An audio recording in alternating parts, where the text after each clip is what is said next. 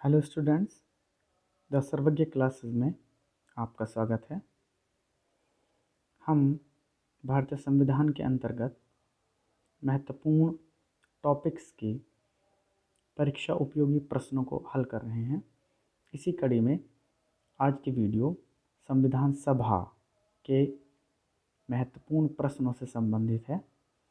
इस वीडियो में आप संविधान सभा के अभी तक के एग्ज़ाम में आए सभी महत्वपूर्ण प्रश्नों का संग्रह देखेंगे। यह वीडियो तथ्यपरक प्रश्नों पर आधारित है, इसलिए आशा है कि आप स्क्रीनशॉट ले लेंगे या उसको साथ साथ नोट करते चलेंगे। आइए शुरू करते हैं आज की वीडियो। संविधान सभा का जिक्र पहली बार संपूर्ण भारत के लिए 1857 की क्रांति के बाद क्रांतिकारियों द्वारा लाया गया था, किंतु उसे कोई मूर्त रूप नहीं दिया जा सका। पहली बार संविधान सभा की मांग आधुनिक भारत में 1895 में लोकमान्य बाल गंगाधर तिलक के द्वारा स्वराज विधेयक के माध्यम से की गई, किंतु यह मांग एक मांग ही बनकर रही। सरकार ने इसकी ओर कोई ध्यान नहीं दिया। समय समय पर राष्ट्रवादी नेताओं के द्वारा संविधान सभा की मांग की जाती रही। इसी क्रम में 1922 में गांधी जी ने अपने एक इंटरव्यू में भारतीयों के लिए संविधान सभा की मांग की और कहा कि भारतीय संविधान भारतीयों की इच्छा के अनुसार ही होना चाहिए। अंग्रेजी ने उस ओर भी कोई ध्यान नहीं दिया। 1928 में मोतीलाल नेहरू ने जब नेहरू रिपोर्ट तैयार की, जिसे हम स्वराज संविधान के नाम से भी जानते हैं, तब इस रिपोर्ट में भी संविधान सभा के निर्माण की मांग प्रस्तुत की गई, किंतु यह भी हम जानते हैं एक मांग बनकर ही रही। आगे अंग्रेजों द्वारा इस पर कोई कार्रवाई नहीं की गई। औपचारिक रूप से भारतीय संविधान सभा का विचार सबसे पहले एक भारतीय साम्यवादी नेता M.N. रॉय के द्वारा प्रस्तुत किया गया था, जिसे लोकप्रिय रूप देने का कार्य जवाहरलाल नेहरू ने किया और उन्होंने कांग्रेस के मंच से इस बात को उठाया कि एक संविधान सभा गठित की जाए जो भारत के लिए एक संविधान का निर्माण करे। अंग्रेजों ने पहली बार स्पष्ट रूप से एक संविधान सभा के गठन की मांग को 1942 के क्रिप्स मिशन में स्वीकार किया, जिसमें कहा गया कि भारतीयों के लिए एक संविधान सभा का गठन होगा जो भारतीयों के लिए संविधान सभा बनाएगी। क्रिप्स मिशन की स्वीकृति को व्यवहारिक रूप देने का कार्य 1946 में कैबिनेट मिशन द्वारा किया गया, जिसमें कहा गया कि भारतीयों के लिए एक संविधान सभा होगी, जिसके चुनाव 1946 में किए गए और ये चुनाव कैबिनेट मिशन योजना के अंतर्गत और उसके प्रावधानों के अनुसार ही किए गए। जुलाई 1946 में ये चुनाव संपन्न हुए। जुलाई अगस्त में ये चुनाव संपन्न हुए और इन चुनावों के बाद प्रत्येक प्रांत से संविधान सभा में भेजे जाने वाले सदस्यों की संख्या का निर्धारण किया गया। यह संख्या उस प्रांत के जनसंख्या के आधार पर निश्चित की गई। प्रत्येक 10 लाख की जनसंख्या पर एक सदस्य संविधान सभा के लिए उस प्रांत से जाना था। संविधान सभा के सदस्यों का चुनाव उस प्रांत की विधायिकाओं के द्वारा किया गया। यहाँ पर ब्रिटिश प्रांत जो उस समय 11 प्रांत भारत में थे, उनके लिए संविधान सभा से आने वाले सदस्यों में केवल 3 मुख्य समुदाय चुने गए। एक समुदाय सामान्य वर्ग का, दूसरा मुस्लिम और तीसरा सिख, अर्थात 3 ही समुदायों को मान्यता प्राप्त थी, सामान्य, मुस्लिम और सिख। देशी रियासतों से आने वाले प्रतिनिधि भी 10 लाख की जनसंख्या पर ही चुने जाने थे, जैसा कि संपूर्ण देश के लिए था। रियासतों के प्रतिनिधियों का चुनाव एक समझौता समिति द्वारा किया जाना था।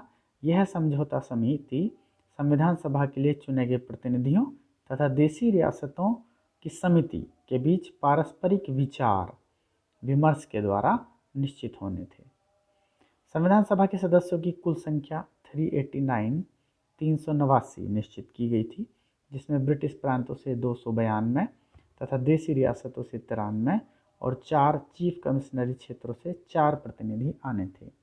ये 4 चीफ कमिश्नरी क्षेत्र थे दिल्ली, कुर्ग, अजमेर मारवाड़ और ब्रिटिश बलूचिस्तान। इस प्रकार कैबिनेट मिशन योजना के अंतर्गत जुलाई अगस्त 1946 में ब्रिटिश प्रांतों को आवंटित सीटों 292 प्रांतों को और 4 कमिश्नरी क्षेत्रों को कुल मिलाकर 296 के लिए चुनाव संपन्न हुए। कांग्रेस ने अपने कुल 210 प्रतिनिधि खड़े किए और बहुत अच्छा प्रदर्शन करते हुए उसको 199 स्थानों पर जीत प्राप्त हुई। याद रखना है, कुल 389 सीट्स निश्चित थी, 292 प्रांतों से थी, 93 रियासतों से थी और 4 चीफ कमिश्नरी क्षेत्रों से थी। प्रश्न यहाँ से बहुत बार आ चुके हैं, इसलिए इसको याद रखना है। कांग्रेस ने कुल 199 स्थानों पर जीत हासिल की। बाकी 9 स्थानों पर कांग्रेस समर्थित कुछ प्रतिनिधि जीते और इस प्रकार कांग्रेस की कुल सीट की संख्या 296 में से 208 हो गई, जो कि पूर्ण बहुमत से बहुत अधिक था।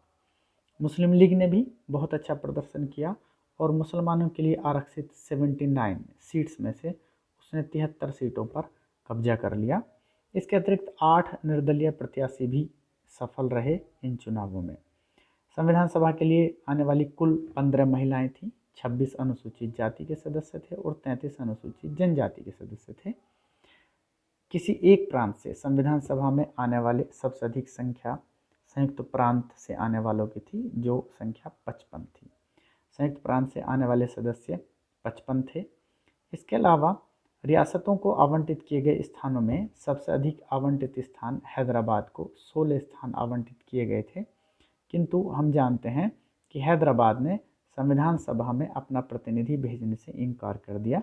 इस कारण मैसूर रियासत के प्रतिनिधि संविधान सभा में शामिल होने वाले सबसे अधिक प्रतिनिधि थे, जिनकी संख्या 7 थी।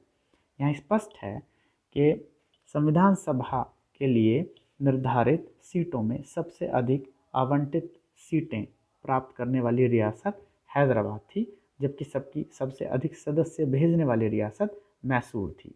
दोनों प्रश्नों का फर्क देखते हुए उनको याद रखना है। संविधान सभा का निर्वाचन अप्रत्यक्ष था, क्योंकि जनता ने प्रत्यक्ष वोट डालकर संविधान सभा के सदस्यों को नहीं चुना था। जनता ने अपने प्रतिनिधि चुने थे, विधायिकाएं चुनी थी और उन विधायिकाओं ने फिर संविधान सभा के सदस्यों को चुना था। ना ही यह चुनाव वयस्क मताधिकार के आधार पर हुआ था। इसलिए इन 2 शब्दों को याद रखना है, अप्रत्यक्ष और वयस्क मताधिकार के आधार पर नहीं हुआ था। इसमें प्रत्येक समुदाय हिंदू, मुस्लिम, सिख, पारसी, अंगल भारतीय, भारतीय ईसाई, अनुसूचित जनजाति, अनुसूचित जाति और महिलाओं सभी को शामिल किया था।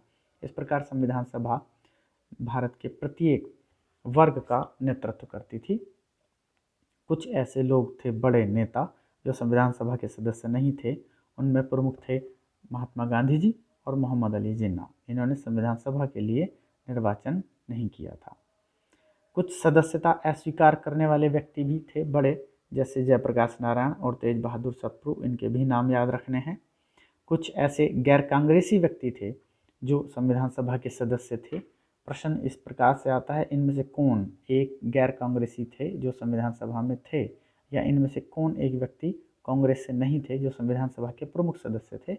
इसलिए इनका नाम यहाँ एक बार देख लेना जरूरी है। कुछ गैर कांग्रेसी सदस्य महत्वपूर्ण डॉक्टर राधाकृष्णन, श्यामा प्रसाद मुखर्जी, एन गोपाल स्वामी अयंगर, हृदयनाथ कुंजरू, अल्लादी कृष्ण स्वामी अय्यर, प्रोफेसर के.टी. शाह और डॉक्टर भीमराव अंबेडकर जी। ऐसे कुछ बड़े नाम थे जो कांग्रेस से बिलोंग नहीं करते थे, लेकिन फिर भी वो संविधान सभा में महत्वपूर्ण भूमिका निभा रहे थे।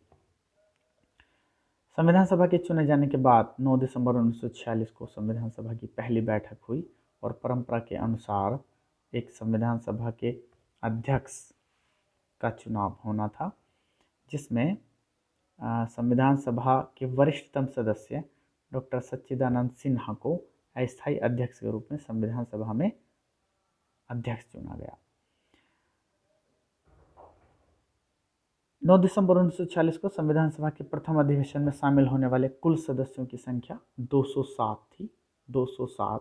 इसमें मुस्लिम लीग के प्रतिनिधि शामिल नहीं हुए थे। याद रखना है, 9 दिसंबर 1946 को संविधान सभा की प्रथम बैठक के समय उपस्थित सदस्य 207 थे। संविधान सभा की प्रथम बैठक संसद भवन के केंद्रीय कक्ष में हुई, जिसे अब हम केंद्रीय कक्ष कहते हैं, वहाँ पर हुई, और वरिष्ठतम सदस्य डॉक्टर सच्चिदानंद सिन्हा उसके अध्यक्ष चुने गए।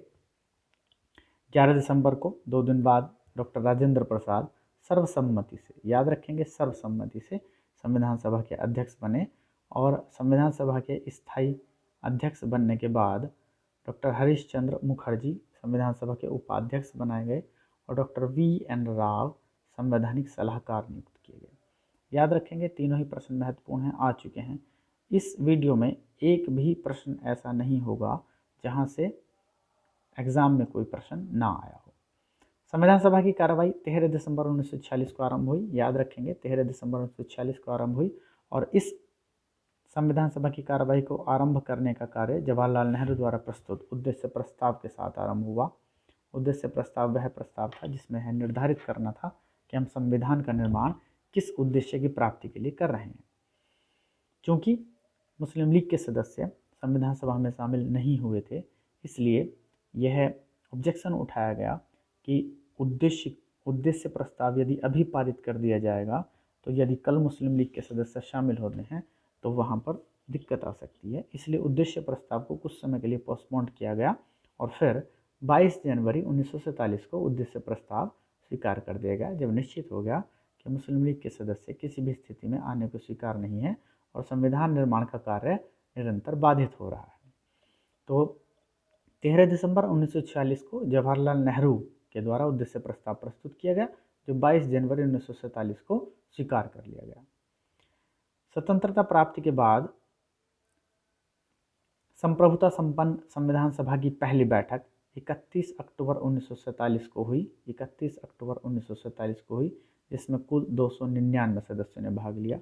यहाँ स्पष्ट है कि भारत और पाकिस्तान के विभाजन के बाद पाकिस्तान के लिए अलग संविधान सभा बन गई और भारत के लिए सदस्यों की संख्या 299 रह गई। याद रखेंगे, प्रश्न आ चुका है, सदस्यों की संख्या 299। 31 अक्टूबर 1947 को डॉक्टर भीमराव अंबेडकर के विषय में एक प्रश्न आता है और उसको लेकर कुछ भ्रांतियां हैं, यहाँ स्पष्ट कर दूं। ये बिल्कुल प्रमाणित तथ्य हैं और इस पर आप पूर्ण विश्वास के साथ इसको याद कर सकते हैं। डॉक्टर भीमराव अंबेडकर का निर्वाचन संविधान सभा के लिए पूर्वी बंगाल से हुआ था, ना कि पश्चिमी बंगाल से। कुछ किताबों में पश्चिम बंगाल दिया है, जबकि ऐसा नहीं है। उस समय पूर्वी बंगाल से डॉक्टर भीमराव अंबेडकर का निर्वाचन संविधान सभा के लिए हुआ था, किंतु भारत पाकिस्तान विभाजन के बाद पूर्वी बंगाल पाकिस्तान में चला गया, जिसे आज हम बांग्लादेश के नाम से जानते हैं। और उन्हें पुनः संविधान सभा में शामिल करने के लिए मुंबई प्रेसिडेंसी की पूना संसदीय सीट से कांग्रेस के एक सदस्य थे MR जयकर, उनको इस्तीफा देना पड़ा, और उनका इस्तीफा देने के बाद कांग्रेस ने डॉक्टर भीमराव अंबेडकर को संविधान में शामिल करने के लिए उपचुनाव कराए। इस प्रकार पहले डॉक्टर भीमराव अंबेडकर पूर्वी बंगाल से निर्वाचित होकर संविधान सभा में आए थे, और पाकिस्तान और भारत के विभाजन के बाद पुनः डॉक्टर भीमराव अंबेडकर पूना संसदीय सीट मुंबई प्रेसिडेंसी से चुनकर संविधान सभा में आए उपचुनाव के बाद। तो ऑप्शन का वहाँ पर ध्यान रखना है। अब यदि प्रश्न आता है डॉक्टर भीमराव अंबेडकर का निर्वाचन संविधान सभा में कहाँ से हुआ, तो पहला सही आंसर है पूर्वी बंगाल। यदि पूर्वी बंगाल ऑप्शन नहीं होता तो आंसर होगा मुंबई प्रेसिडेंसी। अगले प्रश्न की ओर चलते हैं। डॉक्टर अंबेडकर ने संविधान सभा द्वारा निर्मित संविधान को पारित करने का प्रस्ताव तृतीय वाचन में रखा। इस प्रकार संविधान को निर्मित करने में कुल 3 वाचन हुए। कितने वाचन हुए? कुल 3 वाचन हुए। 26 नवंबर 1949 को यह प्रस्ताव पारित हुआ। संविधान को निर्मित करने के बाद संविधान पारित करने का प्रस्ताव 26 नवंबर 1949 को हुआ, और इसी दिन संविधान सभा में उपस्थित 284 सदस्यों ने संविधान पर हस्ताक्षर किए। संविधान के हस्ताक्षर करना, उसको अंगीकरण करना, आत्मार्पित करना, अधिनियमित करना, ये सब 26 नवंबर 1949 को हुआ, जैसा कि हम उद्देशिका में पढ़ते भी हैं। हस्ताक्षर करने वाली महिलाओं में महिलाओं की संख्या 8 थी। प्रश्न स्पष्ट है, संविधान सभा में शामिल होने वाली महिलाओं की संख्या 15 थी, जबकि संविधान पर हस्ताक्षर करने वाली महिलाओं की संख्या 8 थी। याद रखेंगे यहाँ पर। संविधान सभा की अंतिम बैठक, जिसको जो 12वीं बैठक थी, वह 24 जनवरी 1950 को हुई और उसी दिन संविधान सभा ने डॉक्टर राजेंद्र प्रसाद को भारत का पहला राष्ट्रपति चुना। संविधान सभा भंग कर दी गई और उस संविधान सभा को ही अंतरिम संसद में परिवर्तित कर दिया गया। तो इस प्रकार 24 जनवरी 1950 के दिन संविधान सभा भंग हुई और भारत के प्रथम राष्ट्रपति डॉक्टर राजेंद्र प्रसाद बने और वह संविधान सभा अब अंतरिम संसद के रूप में कार्य करने लगी। इसी दिन 26 नवंबर 1949 को 16 अनुच्छेद लागू कर दिए गए और शेष संविधान 26 जनवरी 1950 को लागू हुआ। इस प्रकार भारतीय संविधान 26 नवंबर 1949 को अंगीकृत किया गया, जबकि भारत गणतंत्र कब बना? 26 जनवरी 1950 को, क्योंकि भारतीय संविधान 26 जनवरी 1950 को लागू हुआ। 15 अगस्त 1947 से संविधान लागू होने की तिथि, अर्थात 15 अगस्त 1947 से 26 जनवरी 1950 तक भारत की स्थिति ब्रिटिश राष्ट्रकुल में डोमिनियन स्टेट की रही।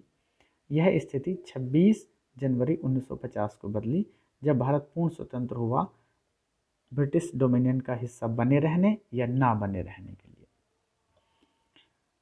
आशा है आपको वीडियो पसंद आई होगी। इस वीडियो से संबंधित अन्य तथ्य, इस संविधान सभा से संबंधित अन्य तथ्य अगली वीडियो में डिस्कस किए जाएंगे।